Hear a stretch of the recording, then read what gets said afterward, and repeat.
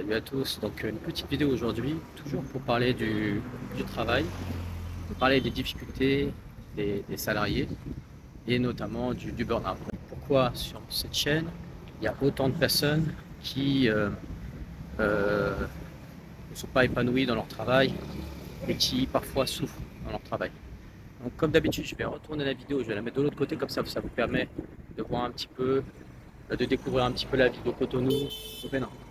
Ok, c'est plus intéressant que de regarder mon visage. Et puis je vais vous parler en marche. Alors, euh, on l'a dit, le burn-out, c'est simplement un épuisement professionnel.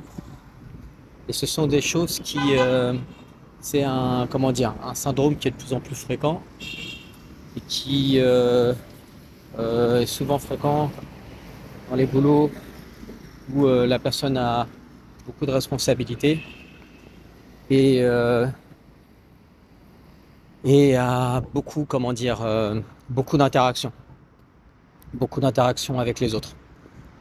Du coup, comment ça se manifeste?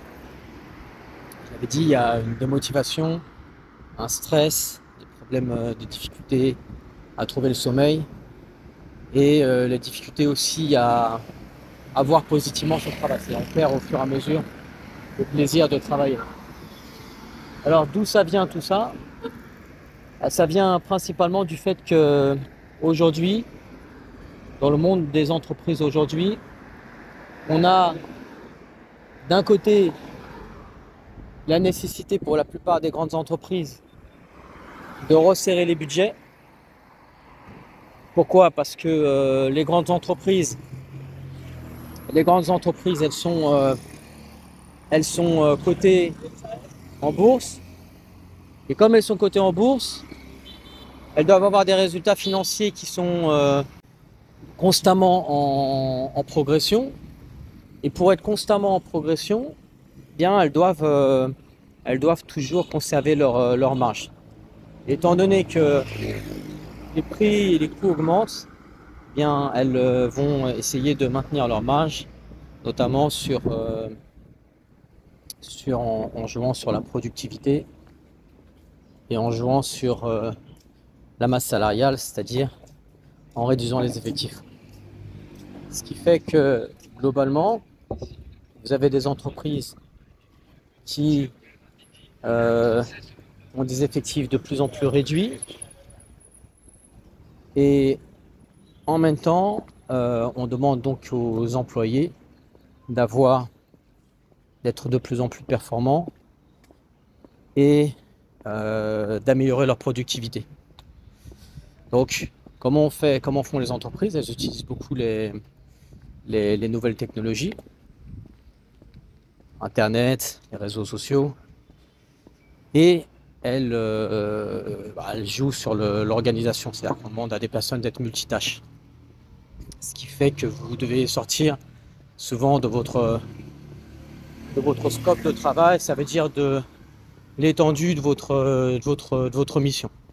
Donc c'est quelque chose qui est de plus en plus demandé aux managers. Et tout ça, ça génère du stress parce que on vous parle souvent de développement personnel, de la nécessité de sortir de sa zone de confort. On est bien d'accord, ça peut être bien de sortir de sa zone de confort. Ça vous permet de vous développer, ça vous permet d'acquérir de nouvelles compétences, ça vous permet d'affronter vos peurs. Mais le revers de la médaille, c'est que ça génère du stress. Et ça augmente sur vous la pression et l'effort. Et lorsque c'est fait de manière systématique, constante, eh bien, au bout d'un moment, ça vous abîme. Donc, sortir de sa zone de confort, oui, mais le faire systématiquement et tout le temps et que ça devienne un fonctionnement normal, non, forcément, ça aura des conséquences et ça va vous démolir petit peu par petit peu. Donc aujourd'hui, les employés dans beaucoup d'entreprises sont obligés de faire plus de travail avec moins d'effectifs. Et aussi, étant donné qu'il y a énormément de collaboratifs dans les missions d'aujourd'hui, ça veut dire que vous êtes amené à travailler avec d'autres départements. Ben, vous faites des réunions, tantôt avec le service marketing, tantôt avec les finances. Vous devez présenter votre travail, vous devez expliquer. Bien, tout ça, en fait, ça fait que vous avez énormément de réunions et de comptes rendus parce que l'entreprise a besoin de suivre votre performance, a besoin d'évaluer votre performance.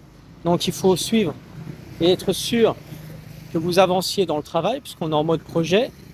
Et du coup, ça fait qu'il y a une multiplication des réunions de travail et des réunions de coordination. Donc, ça, c'est pris sur votre temps de travail. Et du coup, puisque c'est du temps passé en réunion, du temps passé à répondre aux emails, du temps passé à faire des rapports pour expliquer ce que vous faites, ben c'est du temps passé, c'est du temps que vous avez en moins pour atteindre vos objectifs et pour réaliser votre mission. Donc, c'est un espèce de cercle vicieux. Et du coup, vous avez moins d'effectifs, les employés ont moins de temps pour faire ce qu'ils ont à faire.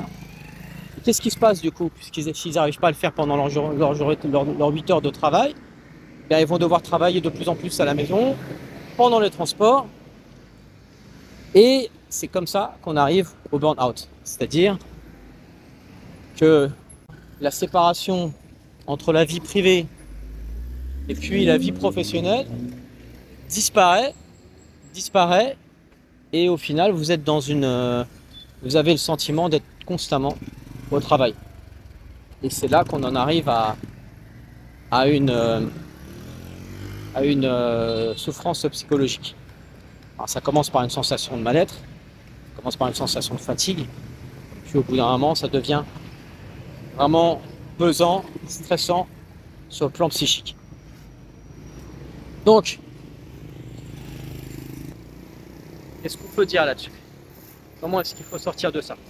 C'est tout simple.